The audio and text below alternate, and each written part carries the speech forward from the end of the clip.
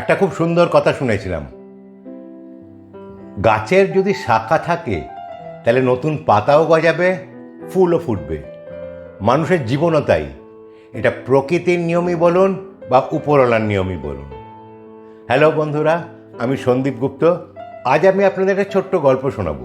আমাদের অনেকের জীবনেই অনেক কিছু খারাপ ঘটনা ঘটে এবং আমরা খুব কষ্ট পাই, আর কিছু কিছু লোকজন খুব ভেঙেও পড়েন। যারা ভেঙে পড়েন, এই ছোট্ট গল্পটা তাদের জন্য। একবার এক রাজার খুব শখ হলো শিকারে যাই।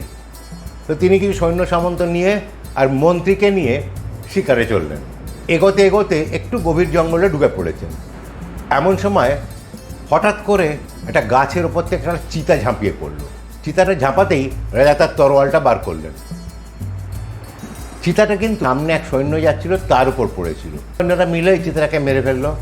এদিকে ওই তাড়াতাড়ি তরোয়াল বার করতে গিয়ে রাজার হাতটা একটু কেটে গেল, রক্ত পড়তে আরম্ভ করলো।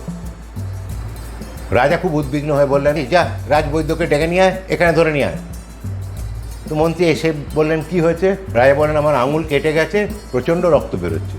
মন্ত্রী বললেন, আমি একটা কাপড় দিয়ে বেঁধে দিচ্ছি, আর একটা কথা মনে রাখবেন, যা হয়েছে ভালোর জন্যই হয়েছে। উপরওয়ালায় যা করেন ভালোর জন্যই করেন। রাজা হঠাৎ খেপে গেলেন, বলে, কি আমার আঙুল কেটে রক্ত বেরোচ্ছে আর তুমি বলছো যা হয়েছে ভালোর জন্য হয়েছে? এই কে কোথায় আছিস? এই মন্ত্রীটাকে ধর, ওকে ধরে নিয়ে যা, নিয়ে জেলের মধ্যে ফেলে দিবি। আমি কদিন পরে ফিরবো, নিয়ে ফাঁসি দেবো। রাজা যে কজন সৈন্য বেঁচে ছিল তাদের নিয়ে জঙ্গলের দিকে চলল। ওই জঙ্গলে কিছু জঙ্গলি আদিবাসী থাকতো। তারা হঠাৎ রাজাকে দেখে রাজাকে ঘিরে ধরলো এবং রাজাকে বন্দি করে ফেললো। বন্দি করে ওরা ঠিক করলো একে বলি দেবো। তো রাজাকে একটা গাছের ডাল থেকে উল্টো করে ঝুলিয়ে দিল, আর নিচে আগুন জ্বেলে সবাই নাচানাচি করছে। এমন সময় রাজার আঙুলের কাঁটা থেকে টপ করে একটা রক্ত নিচে পড়লো।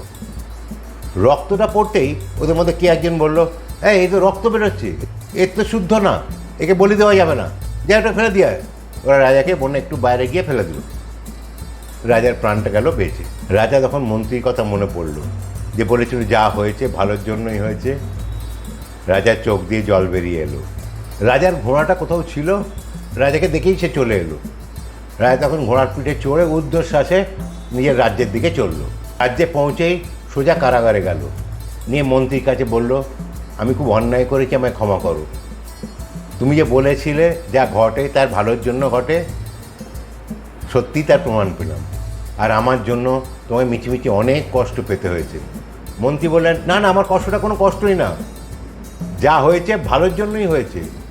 রাজা বললেন, তোমার কি মাথা খারাপ? এতদিন জেলের মধ্যে পড়ে রইলে, খেতে পেলে না, আর তুমি বলছো যা হয়েছে ভালোর জন্যই হয়েছে। আপনি আমাকে এখানে না পাঠাতেন তাহলে আমি আপনার সঙ্গে যেতাম, তো ওরা আমার বলি